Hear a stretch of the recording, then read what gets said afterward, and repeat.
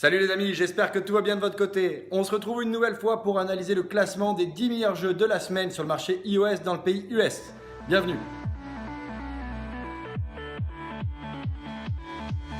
Salut les amis, c'est Charles Gauthier, je suis ravi de vous retrouver aujourd'hui pour cette nouvelle vidéo. On va donc continuer l'analyse du classement des 10 meilleurs jeux de la semaine, comme d'habitude, comme pour tous les samedis passés. Aujourd'hui, on va le faire en date du 25 mai. J'utilise soit Sensor Tower, soit App Annie, ce sont deux plateformes en ligne, je t'ai mis les liens dans la description. Là, je vais utiliser Sensor Tower, j'utilise ça depuis le début du format, donc on va continuer là-dessus. Alors, pour analyser le classement, dans Sensor Tower, on va dans l'onglet Top Chart and News, le sous-onglet Top Chart, le sous-onglet App Store Rankings. C'est là où il y a beaucoup d'argent, beaucoup d'attention portée par les annonceurs, par les éditeurs, par les créateurs de jeux. Donc, on va essayer de voir un petit peu quelles sont les tendances qui fonctionnent bien sur ce marché. On analyse donc en date du samedi 25 pour cette vidéo dans le pays US et on commence toujours par le classement toute catégorie avant d'aller voir un petit peu plus loin dans la vidéo le classement uniquement des jeux. Cette semaine, on a donc en date du samedi Green Panda Games, un éditeur français parisien qui se place en premier du classement avec le jeu Idle Roller Coaster qui vient de gagner 2 places par rapport au vendredi 24. En top 2, on a le jeu Color Hall 3D de l'éditeur Good Job Games, l'éditeur turc qu'on a déjà eu pas mal de fois depuis le début de ce format. La semaine dernière, ce jeu venait d'apparaître dans le top 10, il était top 2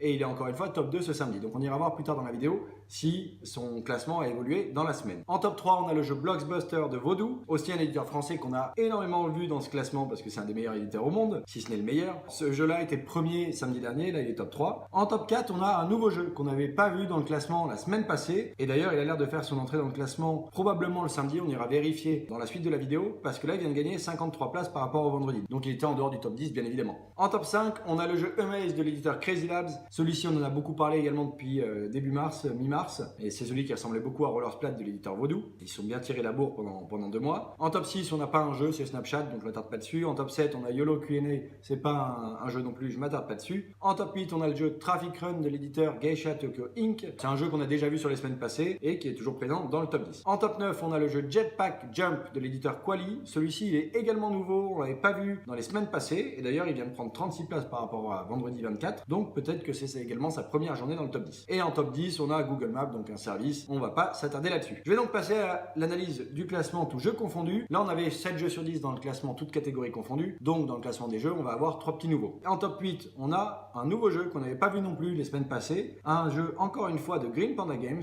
donc qui a fait le top 1 de cette semaine et qui fait également un top 8 au niveau du classement des jeux, qui s'appelle Wool Factory Idle, donc une fabrique à laine apparemment, et qui vient de gagner 11 places par rapport au vendredi. Donc, lui aussi, c'est peut-être sa première journée dans le top 10. En top 9, on a Stackball 3D de l'éditeur Azure Interactive Games Limited. Celui-ci, on a également pas mal vu dans les semaines passées, sur le mois passé, donc je vais pas m'attarder beaucoup dessus. Et en top 10, on a également un nouveau jeu qu'on n'avait jamais entendu parler, un jeu qui s'appelle Gentle Sniper de Monday Off. Monday Off, c'est un éditeur que je ne connais pas du tout, c'est la première fois que je vois ce nom-là. Donc on ira voir d'ici la fin de la vidéo quelle a été son évolution et comment il est apparu dans ce top 10. Je vais pas plus loin, on s'arrête au top 10. On va donc maintenant essayer de voir un peu plus près les évolutions de chacun de ces jeux au sein du classement. Et on va s'attarder un petit peu plus sur ceux qui sont nouveaux. Les autres, on les a déjà pas mal vus. Je te mets une fiche ici, je t'invite à aller voir la playlist sur ce format-là d'analyse du classement. Il y a plein de choses que tu pourras regarder sur les différents jeux. Donc en top 1, on avait le jeu Idle Roller Coaster de Green Panda Games. C'est un jeu qui est sorti le 8 avril 2019, donc il est plutôt récent. J'imagine que Green Panda Games l'a testé, a fait quelques mises à jour, des modifications sur le mois de mai, mais on a apparemment ici qu'une courbe à partir du 24 mai, donc du vendredi, et sachant qu'on est le samedi, donc on a une courbe sur les 2 jours. Là, on voit un petit peu plus tard parce que moi, je fais la vidéo le lundi, je n'étais pas disponible ce week-end pour tourner la vidéo, donc ne fais pas attention au jour d'après. Nous, on s'arrête comme si on était au samedi. C'est un jeu qui était peut-être pas dans le classement du tout, qui était très loin avant le vendredi. C'est probable, c'est pas sûr, mais j'ai pas plus d'historique que ça, comme tu peux le voir. Il a près de 20 500 avis 5 étoiles, compte environ 250 1 étoile, donc un très bon ratio. Il s'approche des 5 sur 5 en termes de notes sur près de 26 000 avis, donc c'est une belle réussite. Pas étonnant que Green Panda Games soit en train de le pousser. Si on regarde les screenshots, on imagine un jeu roller coaster, voilà, grand 8, et je pense qu'il faut faire de l'argent. C'est un idle, on peut vendre des tickets, on peut augmenter la vitesse, augmenter le nombre de voitures sur le manège, augmenter la taille du manège, j'imagine.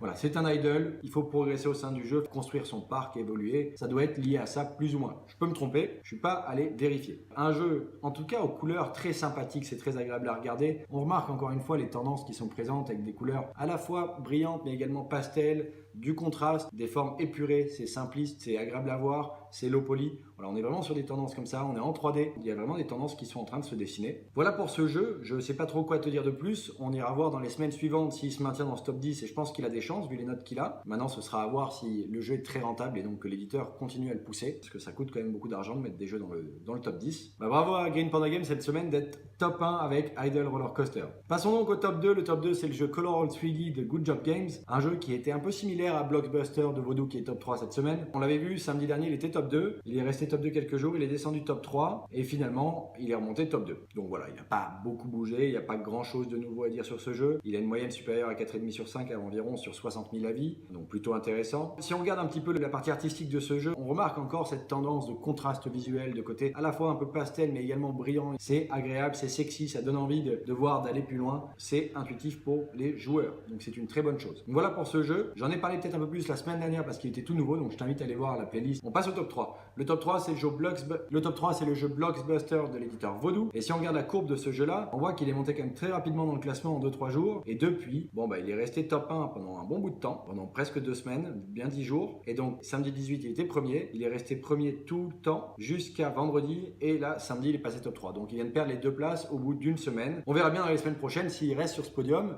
Bon, encore une fois, si on regarde les screenshots au niveau de la partie artistique, on retrouve des similarités, on retrouve du contraste, on retrouve du pastel, de la brillance. Voilà, je pense qu'il y a cette tendance qui est en train de se dessiner. Au niveau des avis, une moyenne supérieure à 4,5 sur 5 sur plus de 20 000 avis. Et voilà, bon, j'ai pas grand chose de plus à te dire non plus sur ce jeu, il n'y a rien de nouveau par rapport à la semaine dernière. Je t'invite à aller voir la vidéo de la semaine dernière. C'était la première fois qu'on le voyait dans le classement. J'ai dit un peu plus de choses sur ce jeu. Passons donc au top 4. Le top 4, c'est un nouveau jeu qu'on n'avait pas encore vu, qui fait penser à des jeux qu'on a bien connus. Il y a vraiment une vague de Bottle Flip Challenge, de Bottle Flip Game il y a quelques mois. Et là, c'est la première fois qu'on en revoit un. Si on regarde, on est beaucoup plus sur des couleurs pastel. C'est un peu moins brillant que les autres jeux, mais on reste quand même dans du pastel qui est assez présent dans beaucoup de jeux. Donc ok, on est vraiment sur du Bottle Flip classique, je pense. Je n'ai pas testé ce jeu encore une fois. C'est un jeu qui était absent du classement la semaine dernière. On l'a pas vu du tout. Là, j'ai une indication qui m'indique à partir de mercredi de cette semaine. Et mercredi de cette semaine, il était en dehors du top 1000. Il est passé dans le top 700 le lendemain. Et puis d'un coup, il est passé dans le top 100 en étant 57e vendredi pour finalement être top 4 samedi. Donc c'est une belle croissance, c'est très impressionnant. C'est un jeu qui a une moyenne supérieure à 4,5 sur 5 sur plus de 16 000 avis. Donc ça fait un peu moins d'avis quand même que pour les autres jeux. Quand est-ce qu'il est sorti ce jeu? Ce jeu est sorti il y a un bout de temps quand même. Il est sorti le 20 décembre 2018. Donc je serais curieux de savoir ce qui fait que ce jeu est remonté dans le classement. On voit qu'il y a une petite mise à jour qui a été faite le 23. Est-ce que c'est une mise à jour qui est faite pour stabiliser la monétisation parce qu'elle amène beaucoup plus de rétention et donc que l'éditeur veut faire de l'argent avec et le pousse? Ou est-ce que quelqu'un a parlé de ce jeu dans une vidéo qui a fait un peu le buzz ou autre et du coup ça a amené suffisamment de téléchargements pour le faire grimper dans les classements? Je ne sais pas trop. C'est déjà arrivé par le passé. Je ne sais pas si tu te rappelles d'une des vidéos du début de ce format où j'avais parlé de Scream Go Heroes de Ketchup. C'est un jeu où on doit faire bouger un personnage et le faire sauter avec le son. Donc plus on crie fort, plus il saute et c'est basé sur cette feature-là. C'était un jeu qui était tombé dans les oubliettes après quelques semaines, quelques mois, et d'un coup il était remonté dans le top 10 pour très peu de temps. Ça vient tout simplement du fait que quelqu'un qui a une grosse audience en avait parlé et du coup ça avait pu faire un peu de buzz et amener beaucoup plus de téléchargements, ce qui a permis au jeu de remonter dans les classements. Voilà, donc pour celui-ci j'en ai aucune idée, on verra bien s'il en ressort très rapidement ou pas. S'il en ressort très rapidement, c'est certainement que c'est lié à quelque chose de similaire, sinon ça voudrait dire que l'éditeur est en train de le repousser parce qu'il peut générer une certaine rentabilité dessus. Donc voilà pour ce jeu, j'ai pas grand chose de plus à te dire non plus, c'est des modèles qui sont très connus au niveau des mécaniques, mais par contre on voit que ils arrivent quand même à revenir un petit peu alors que c'est plus une tendance actuelle. En top 5, on a le jeu Amaze de l'éditeur Crazy Labs. Je m'attarde pas dessus non plus, je vais peut-être même pas te donner beaucoup d'infos parce que tu vois que ça fait depuis fin mars qu'on en parle énormément.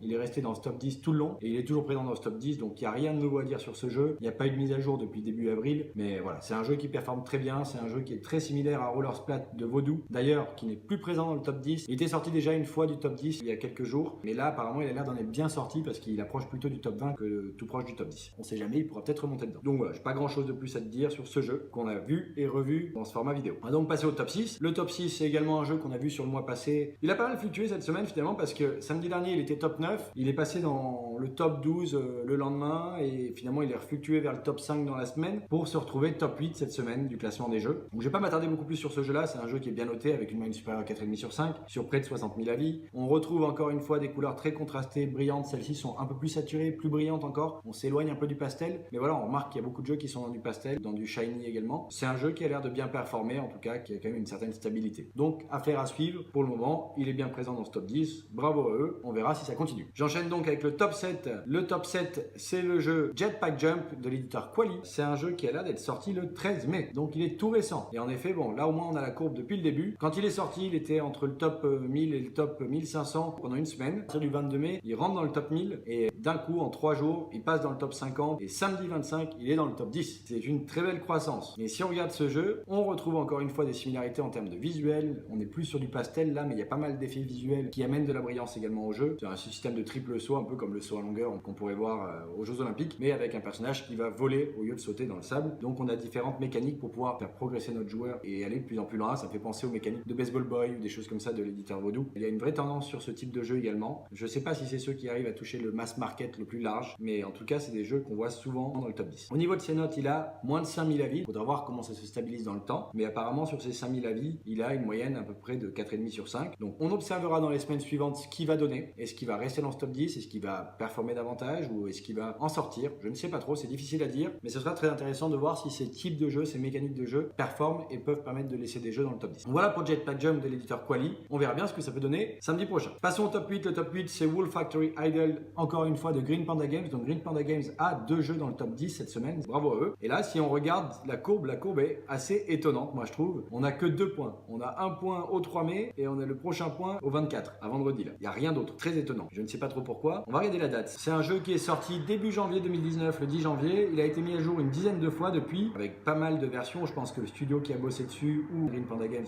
ils ont fait énormément de tests. Et là, je pense qu'ils sont tombés sur un jeu qui est assez concluant ou qui peut générer une certaine rentabilité. Donc il le pousse. C'est un jeu qui a très peu d'avis, il a moins de 3000 avis, bon, ce qui est déjà très honorable, mais bon, pour un jeu dans le top 10, ça fait partie de ceux qui ont le moins d'avis, mais parce qu'il est tout récent, à être poussé. Je pense que vraiment les tests qu'ils ont fait, c'était sur peu de joueurs à la base. C'est un jeu qui a une moyenne supérieure à 4,5 sur 5, et niveau du visuel, on est sur vraiment un idle pur et dur, avec plein d'upgrades partout, et on est encore une fois sur des couleurs entre le pastel et le shiny, là, hein, on a un mélange des deux, et c'est quand même agréable à regarder, c'est sobre, c'est épuré, ça reste dans les tendances actuelles, même si c'est un petit peu différent, ça fait plus dessin que 3D, mais c'est pas non plus très étranger aux idols. Donc voilà pour ce jeu, j'ai pas grand chose non plus de plus à te dire là-dessus, c'est tellement récent, ils viennent d'apparaître dans le top 10, c'est difficile de dire des choses avec beaucoup de certitude ou beaucoup d'intuition, on ira voir dans les semaines suivantes si ça se confirme ou non. Passons donc au top 9, le top 9 c'est le jeu Stackball 3D de l'éditeur Azure Interactive Games Limited, et là, ce jeu, on avait vu dans les semaines passées qu'il avait fait des belles performances, mais avec des petits moments de chute ou de faiblesse, et que globalement l'éditeur arrivait à le repousser derrière. Donc samedi dernier, on était le 18, il était 10e,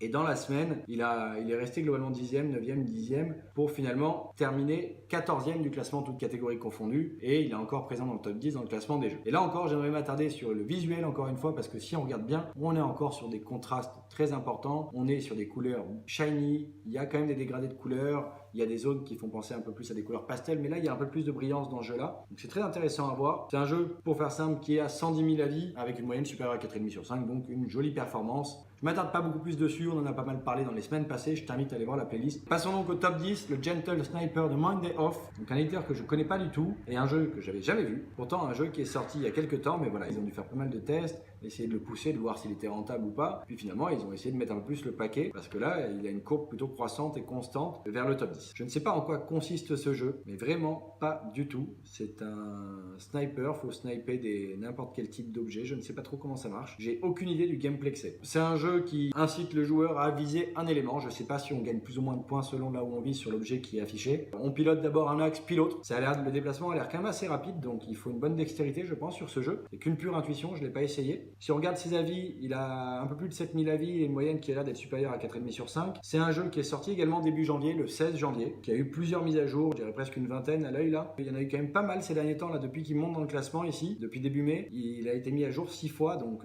plutôt une belle fréquence de mise à jour sur un mois. Donc c'est un jeu qui a l'air de se stabiliser progressivement, qui a pas l'air de monter d'un coup dans le classement. Je pense que l'éditeur il va progressivement. Je vais quand même regarder vite fait en cliquant ici là sous Publisher ce que a fait cet éditeur. Ils ont 7 jeux au total et la plupart des jeux je les avais jamais vus. Peut-être aussi parce qu'ils ont très peu de téléchargements globalement. Pas beaucoup plus d'infos sur cet éditeur, je ne sais pas d'où il vient, j'irai me renseigner, on en parlera certainement la semaine prochaine. Je leur souhaite d'être encore présents dans le top 10. C'est toujours agréable pour des éditeurs qui se lancent, qui ont peu de jeux. C'est également une bonne manière de pouvoir lancer son studio.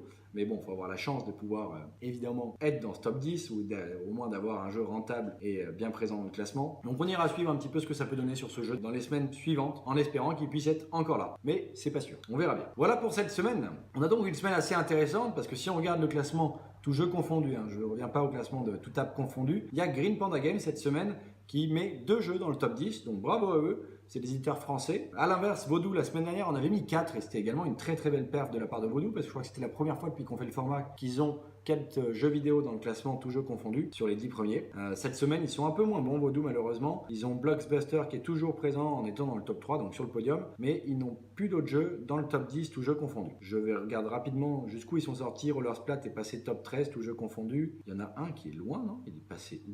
Il y en a un, j'ai beaucoup de mal à comprendre où est-ce qu'il a pu passer. C'est Purple Diver. Purple Diver était quand même très bien classé. Il est passé 71e cette semaine, tout jeu confondu. Très étonnant. Alors, je ne sais pas pour quelle raison il a fait cette chute. N'hésite pas à me dire, toi, ce que tu en penses dans les commentaires aussi. Pourquoi il a pu tomber comme ça. C'est assez rare de voir ça. Là, je ne m'avance pas du tout dessus. Je ne sais pas du tout d'où ça peut venir. Qu'est-ce qui s'est passé. Moi, j'avais quand même l'impression que c'était un très bon jeu qui pouvait très bien être monétisé parce que l'addiction créée par le jeu, l'intuition, c'était très agréable d'y jouer. Très fortement compréhensible par n'importe qui et assez jouissif aussi au moment de la réception dans l'eau. Donc je suis étonné de voir cette évolution de ce jeu. Aucune idée de ce qui s'est passé. Je vais pas m'attarder parce qu'on pourrait faire ça pour tous les autres jeux. Alors ce qui est quand même intéressant de voir dans cette semaine, c'est que en dehors de Green Panda Games qui met 2 jeux dans le top 10, tous les autres, ils viennent d'éditeurs différents. Donc en fait, on a 9 éditeurs différents cette semaine présents dans le top 10 du classement des jeux. Et on a quand même au moins un petit nouveau, le Monday Off, que moi j'avais jamais entendu parler, je ne connais pas cet éditeur, je l'avais jamais vu. Donc c'est une très belle perf pour un jeune éditeur, je pense, ou c'est peut-être un studio indépendant. Je ne sais pas, j'irai me renseigner, ça m'intéresse beaucoup de savoir. Donc voilà pour cette semaine, j'espère que tu as pu apprendre des choses avec cette veille. Moi, c'est un travail que j'aime faire afin de mieux comprendre comment on peut faire un bon jeu. C'est pas simple à faire, il faut vraiment être intelligent dans son gameplay. Le gameplay est plus important que la partie artistique. Pense à analyser les gameplays de ces jeux. J'espère que la vidéo aura pu te plaire et qu'elle aura pu t'intéresser. Si c'est le cas, mets-moi un gros pouce en l'air, ça me fera plaisir. Alors si jamais tu as la moindre question, la moindre remarque ou envie de me faire un coucou, les commentaires sont là pour ça. Pense à le faire, c'est très agréable de te lire, je prends beaucoup de plaisir à le faire. Donc si tu as envie, pense à le faire et n'hésite pas, surtout si tu as une question, je me ferai un plaisir de te répondre. Si tu n'es toujours pas abonné à la chaîne YouTube, pense à le faire en cliquant sur le bouton rouge sous la vidéo ou dans l'angle en bas à droite de la vidéo. N'hésite pas non plus à activer la cloche de notification pour être notifié de chaque vidéo que je mets en ligne et également être notifié des lives que je vais faire de temps en temps, mais je ne sais pas trop quand les faire, donc ce sera certainement à l'improviste. Donc voilà, active la cloche, ça pourra te rendre service pour participer au live également. Merci beaucoup de m'avoir écouté, c'était Charles Gauthier, créateur de la chaîne Jeux Vidéo Pro. Je te remercie de m'avoir écouté, je te dis à très vite pour une prochaine vidéo. Ciao!